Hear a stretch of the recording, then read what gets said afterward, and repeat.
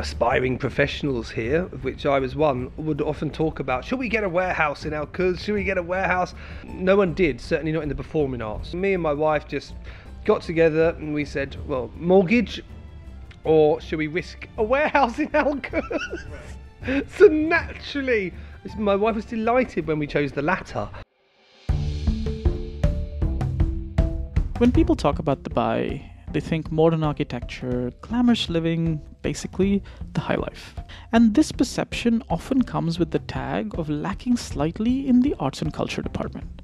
But if you've lived here a while, you know that amidst all of the glitz, there are some genuine gems in our city, responsible for tirelessly carving a scene pulsating with promise and rooted in their sense of community. Today's episode is about one such gem.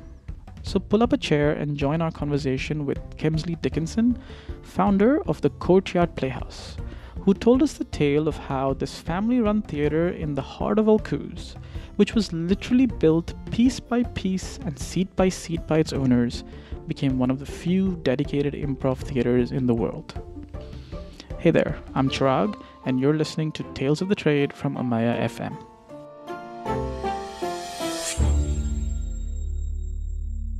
As artistic director of the Courtyard Playhouse, Kemsley is at the helm of this theatre, its performances, and everything they teach. And during our conversation, his love for the theatre is extremely apparent. So apparent, in fact, that one would think that this is something he has done all his life. But his foray into theatre is more comically dramatic than one might expect. And before moving to the UAE, Sharjah specifically, Kemsley was a teacher in Southeast Essex in the UK, working with some rather difficult kids. That shouldn't be the case, should it? That they're bad kids, but they were bad. I couldn't control them.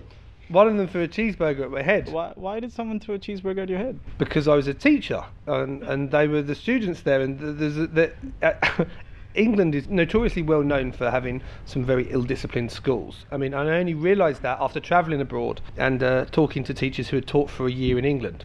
None of them have taught for longer than a year in England. I think all the children with behaviour problems basically got funneled to that school, and then the ones with behavioural problems at that school got funneled to my class, because that traditionally is what happens with a new teacher. So I ended up with basically inmates. There was a boy in his language was so bad in my class, it was unbelievable, right? So F word every other sentence, and I decided to take it up with his parents, the parents' evening. His mum came upstairs, she had a tattoo on her face. The first thing she said was, can't believe those effing stairs, I can't effing believe that I effing had to come effing up here, right, what do you want to talk to me about? And I just went, no, he's excellent.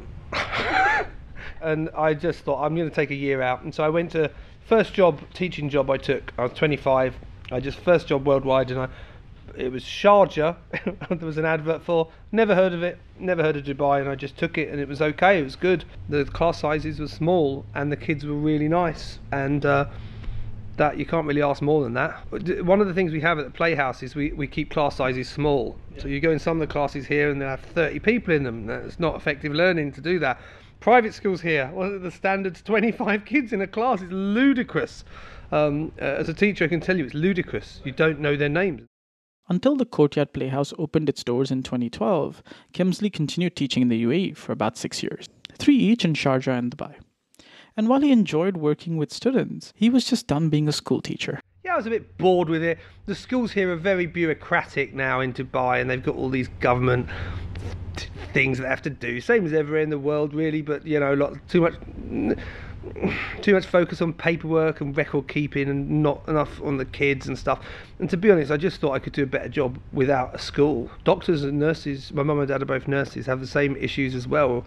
GPs in the UK say they only spend 30% of their time with the patients, the rest of it's record keeping. Ludicrous. So we thought we could do a better job of teaching by building our own educational establishment, if you like, and so we did. So this is 2012-13, right? What sort of motivated you to start this? I mean, you picked something that's very specific, but also you pick something that isn't common here. The simple reason is, it's simple finances. We were doing theatre work here in Dubai, and we were hiring venues to do that, and the prices were extortionate at every single venue. And so a lot of the aspiring professionals here, of which I was one, would often talk about, should we get a warehouse in our Cuz? Should we get a warehouse? No one did, certainly not in the performing arts. A lot of the visual arts they did, like sculpture and photography and stuff, that I don't know how they afforded it, but they seem to have money. But performing artists, not so much. So anyway, me and my wife just got together and we said, well, mortgage, or should we risk a warehouse in Elgers? So naturally, my wife was delighted when we chose the latter, became the proud tenants, not even own tenants, of a warehouse in the heady heights of Alcuz 4. And Kemsley decided to focus on improv rather than traditional theatre practices.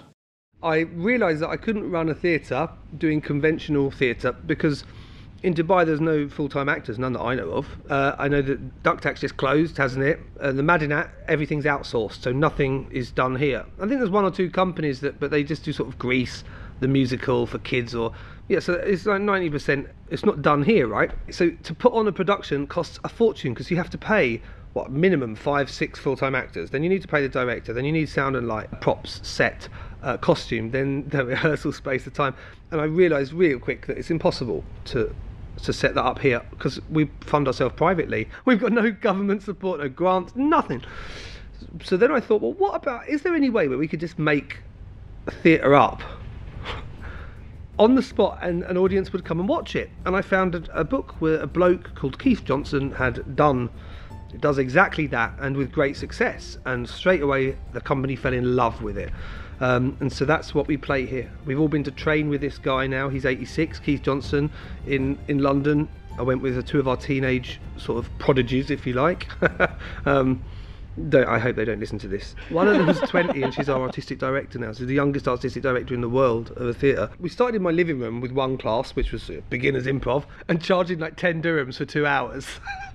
And then what you find is that naturally within any group, some people will float to the top and get annoyed with the people holding them back underneath. So then at a point you have to split into two classes, of different abilities, because differentiation is very difficult with stage work. And so then we have two classes, and then we move to the theatre. So we started with two beginners classes. They were both really beginners classes looking back now, but now we have developed a whole sort of program, curriculum, art, and very well thought through kind of way for people to start off right at the beginning and feel comfortable and work their way through different elements of improvisation. Now, trying to set up a theatre in Dubai actually surfaced a brand new problem. There wasn't really a category in the licensing process in Dubai to set one up to begin with. We are licensed as a training and development, KHDA licensed training development centre. There's no license for a theatre, doesn't exist. So it's quite funny, you'll find that a lot of the venues here are licensed as like wedding organisers and stuff like that, and like fitness centres, No, really, it's not there. There's not an option you can tick that is theatre. Predominantly, the bulk of our business, I suppose, is training and development. But because it's kind of like saying, well, okay, you can do football training, but you can't play a match. But playing matches is fundamental part of the work we do here, right? Yeah. If you try and sort of license each event separately, there's fees involved, which for a 500-seater theatre, I don't know, would be fine. There's like a one-off fee per performance. Then you have to pay a fee for each performer that's on stage, send their passport photocopies off and back 6 weeks in advance. If you apply this model to a family-owned 58-seater theatre that doesn't charge, it's completely impractical. It shuts our business down immediately. So the struggle for us has been communicating to the authorities that actually the evening is not.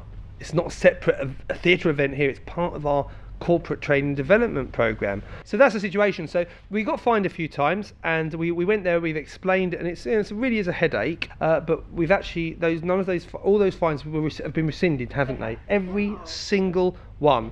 As we've been in, explain, and we develop relationships. There's a million people here. There's not.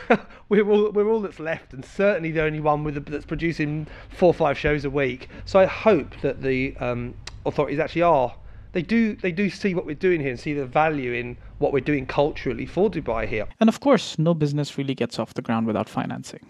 And as is the case with many entrepreneurs around the world, and especially in our region, Kemsley and Tiffany, his wife and co-owner of the theatre, entirely bootstrapped the Courtyard Playhouse to begin. We had, I don't know, about 80,000 dirhams saved up over, I don't know, from that 10 years work here.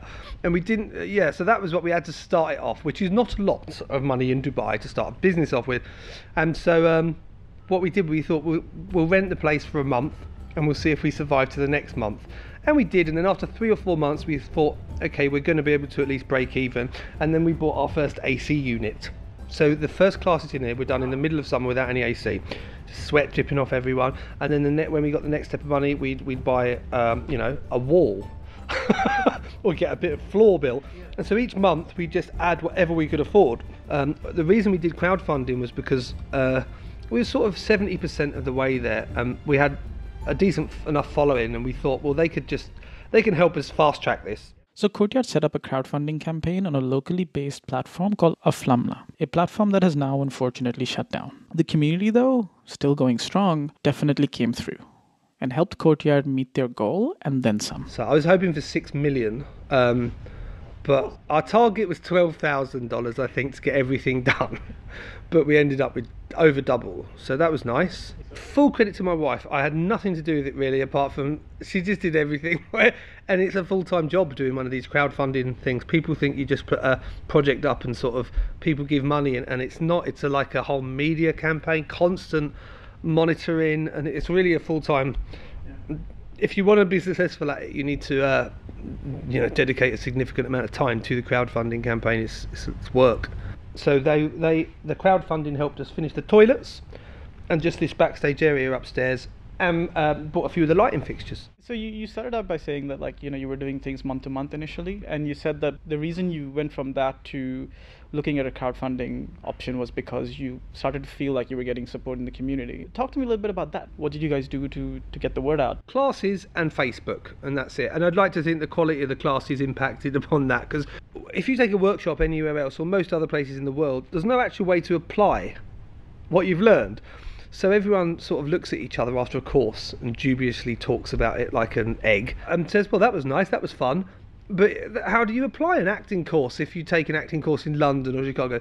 Whereas here, because there was the chance to improvise in front of full audiences right off the bat, people could take a series of workshops here and then test out what they'd learned on stage in front of an audience. And people get a bug for that. They get addicted to it. Especially when they fail, they want to go back next week and improve. So I think that a following developed for sort of, 1, because of the quality of the classes, 2, because there's performance opportunities here as well as workshops, and 3, because of my good looks and charisma. Now, I wish I could say that he was exaggerating here, but Kemsley is exactly as fun as he sounds. A lot of dry humor and just passionate about what they've built. And what they've built stands out not just in Dubai, but worldwide. There's only a limited number of theatres like this in the world that are this prolific, that focus on improvisation. So every time we have people from London here, they come in and they just go, whoa. One of these doesn't exist in London. There's a few in America, there's one in Norway, and there's little ones around, but nothing like this. A theatre where you can come in, see 4 or 5 shows a week, walk in, and they're all improvised, and take workshops and be on stage, in a matter of months if you've got the willingness.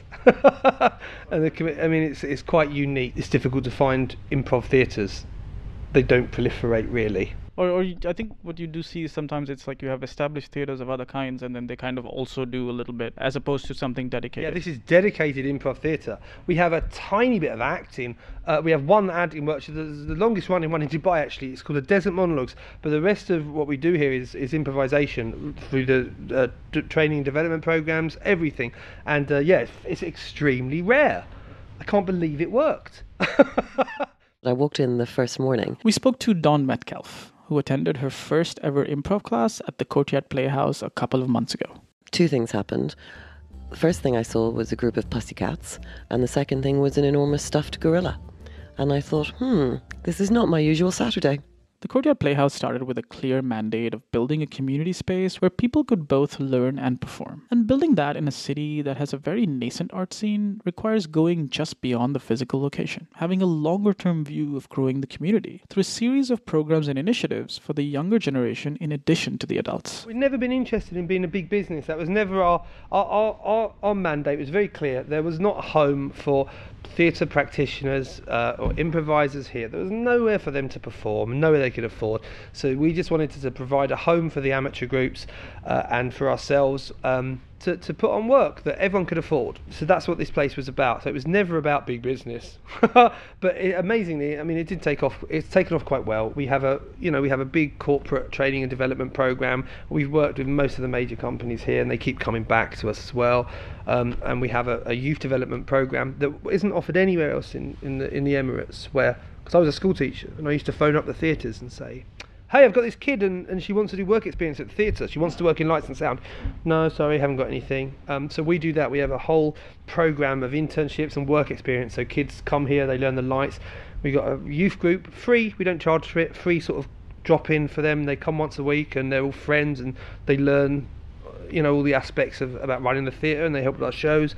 And we've got a workshop programme, and we've got what else? And we've got shows. Shows is a great part of our rollout. So 4 sort of strands: sort of corporate, workshops, shows, and kids and schools. Which is important for the growth of the arts itself, right? It's absolute. And it's not. I'm not doing a Pepsi ad, like the children are our future. But I realised after 2 or 3 years that here we are never going to be the same standard as the performers in around the world, because the general demographic of Dubai, the walk-ins that we get, a lot of them haven't done drama at school or anything like that. And so the only way we're really going to be able to raise ourselves to an international standard of improvisation, which is what we aspire to be that good, that countries who have festivals say, hey, let's get that Dubai theatre in, is to plough our attention and focus to teenagers. And that's what we do. So I'm hoping that we will reap the benefits of this in 5 to 10 years, and the teenagers here who have spent this time with us will return, because Dubai's not a bad place to be a 20-something, yeah, and will return to where they went to school, and they'll come and be regulars here at the theatre. From a purely selfish point of view, I really hope it continues, because the business thrives upon that, doesn't it, retaining people, both as employees and audience members here. Stay with us. When we come back, how Courtyard's programs continue to evolve, and what it's really like working with families. Worried about the clutter in your physical space around you, your digital life, and even staying organised in your mind? I'm Shalina Jakia, and each week we bring you a short and sweet episode on how to organise and declutter all aspects of your life. Just look for Declutter Me in your favourite podcast player or visit declutterme.com/podcast. Brought to you by Amaya FM. Welcome back. You've been listening to Tales of the Trade and the story of Courtyard Playhouse. This episode was produced by Gaya, and original music for this show was composed by Reiner Erlings. When you walk into the Courtyard Playhouse, you almost feel like you've been transported out of Dubai, off the beaten track somewhere, in the alleyways of Brooklyn maybe. Signs about the importance of team building and core values line up the entrance, along with 70s themed posters, and a bulb arrangement, as you climb the stairs, that spells out the word theatre. There's something about this space that tells you that it was created with a lot of love and attention. And it feels like a family theatre. And I say that in quite the literal sense. It's been such an amazing journey, especially because it's my family too.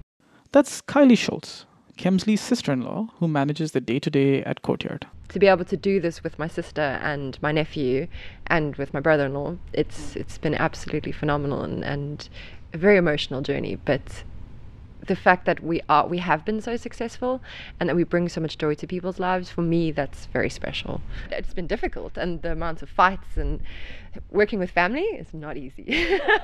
You're looking at me, but she's not talking about me. She's talking about her evil sister, my wife. I didn't say that.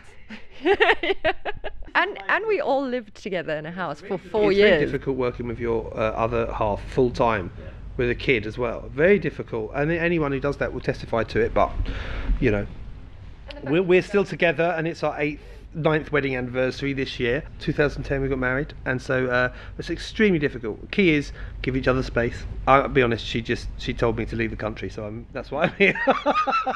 And Kemsley's wife Tiffany was highly instrumental in carving out the greater version for the theatre, helping put it on the map, empowering the community building and marketing initiatives, and playing the perfect entrepreneur to Kemsley's artist. Without her, it wouldn't have gone, because I did all the sort of the hands-on stuff, but no one ever recognised it. And she came to the first class that I did in like 2008, and she said, "You're insane." And I said, "What?" And she said, "People aren't paying; they're just walking out and paying." And I said, "Well, I know, I leave a hat there." And she said, "You can't do that." And she plopped a table and put a price sign up, in 2008 this was. And suddenly I sort of doubled my money. And she said, "Have you got a flyer?" And I was like, "No, I just sort of write it on a bit of paper and pin it up." so she totally took care of, what we were doing and gave it worth, basically. Without her, it was just me messing around, really, wasn't it? She's head of marketing now, and if you see the marketing that goes on here, both the physical stuff in the back of the chairs and online and everywhere, it's phenomenal, yeah. The daily happenings at the Playhouse, although filled with spitfire banter and many laughs, are run by a dedicated staff who are passionate about theatre and deeply invested in growing this engaged community. It's a good job though, isn't it, working at the theatre here? No, but really, I've done all the rubbish jobs. As a fishmonger, I worked in an office. I've worked with horrible bosses. But it's a nice environment to work in a theatre, isn't it? People gravitate towards theatres and libraries. Libraries are nice. We are very lucky, and when people walk in here, they absolutely love the venue, and they can just feel what we've put into it. But they're all very jealous of us because we just work in such a beautiful space, and we are very lucky, and we all love what we do. So and our staff are all, if there's 15 of them, but we're all family. Like it's a very special environment. I think everybody that works here really does have a very deep love for what we do and for the space and for what we're creating. There's a lot of girls. Just girls and Kemsley. We're trying to employ men just to balance the numbers, because we feel like we're gender discriminating. But when we do an application, an open application, we have 300 applicants, and 298 of them will be females, and 2 of them will be from Nepal and still based in Nepal, just sending in an application prospectively, the bananas applications. So it's quite difficult, isn't it? We have from the freelance side of things, we have a few males, like the teachers and the performers in that way, but the general staff and our performing staff and teachers are female. Although most performances at Courtyard run to a full house, we do wonder why more people don't gravitate towards this theatre in the city, especially when Dubai often gets labelled as a place lacking in culture. I read it the other day on Reddit, the website, and they had this Dubai post on there, and straight away they were in there, "Dubai, don't go there, city with no culture," and I just thought it's a pretty ignorant thing to say, really. I mean, people's just go-to, isn't it, is there's no culture. I felt like chiming in and saying, well, I've been living there 10 years and I opened a theatre there, and we do 4 shows a week and it's fine. Yeah, if you're talking about in terms of versus London or New York, it's incomparable, obviously. We had a festival here, an international festival. We had people from literally all over the world, and they were worried about performing here, their shows. All of them were sort of, can I say this? Can I do that? Am I allowed to do this? It was a real point of contention for them beforehand. So that perception of Dubai as being culturally sensitive, particularly in the arts, does exist. I mean, I have the same conversations with tons of people because I've spent a lot of years here now, and I wonder the same thing. Like, well, there is, but you have to look for it. It's not gonna, show up at your door. You do have to go off the beaten track a bit, and it's hidden away as well, because no one can find I mean, it's easy to go to the Mall of Emirates, isn't it? The parking's there and you walk in, but I mean, you have to come to the heady heights of Al Quoz 4. Here's Dawn again, talking about the theatre and how it's important for all of us to become a part of the growing cultural scene in the region. People talk in Dubai about how there isn't a culture here, how there isn't, quotes unquote, culture in Dubai, and I think that's nonsense. Like everywhere else in the world, it takes time to build something. But if you're saying that there's nothing for you here, do what these guys did and go out and build something. And if you're complaining that it doesn't exist right now, go and support them. Courtyard has been instrumental in moving the art scene in Dubai forward. But they've also done it a little away from the glitz and glam, keeping their steely focus on their niche and building a genuine improv community that returns week after week. There's this excitement in the crowd as you wait for a show to begin, the kind that would be hard to cultivate in any city, let alone Dubai. So where does Courtyard Playhouse go from here? As far as the building goes, I think it's beautiful. I don't know if you've looked at it from downstairs. It is a beautiful place now, inside and out, and we've just got the tiniest bit of renovation to do downstairs. So structurally, I think it's special now. It doesn't need much more. It needs maintaining. The thing that needs doing now is just to grow it artistically and make sure that we nurture it, keep it special. You can come to a show and it can be so amazing, a real emotional experience. We are open to the community and they come every single night to watch our shows. We do Jane Austen Unscripted once a week at the moment. We've got the Maestro show. We have kids shows every Friday, and we also are home to the two foremost amateur theatre groups here, the Dubai Drama Group and Danu. We're pretty happy that we've filled our obligations to the theatre to be a community venue that does it's a good thing for the community. Our main problem now is staying afloat financially, and we struggle month to month, even so much as we don't take wages sometimes, me and Tiff, just to keep the place afloat. So so financially we're hoping that the place finds its feet. There's a reason for that though. It's because we moved downstairs as well. We expanded. We decided to expand because we didn't have any office space up here. We had 10 people working for us in that tiny office, and we had an audience that was just packed. So it was kind of, well, what do you do? So we had to take the lease downstairs, and everyone knows what property prices are like here, right? For business, commercial lets. What would be your... millions, just millions. Ferrari. I've just bought a new car, 2010 Volvo Estate. That's where I am. Do you have any regrets? Do you feel like you could have done something differently? Anything? Oh, it's a million things, man. If I had to rebuild this, I could have done it for half the price. I made so many mistakes with the renovation because I'd never renovated anything. I can't even change a car tyre. And I'm doing integrated AC installation on floors and walls. I built the theatre downstairs in, 4 weeks or something? Yeah, I could do it now. It took me 4 years to build the first one, 4 weeks to build the second one. So lots of regrets with the renovation, just making mistakes as I learned. The thing is, people are like, the business mantra, isn't it? Make mistakes, learn.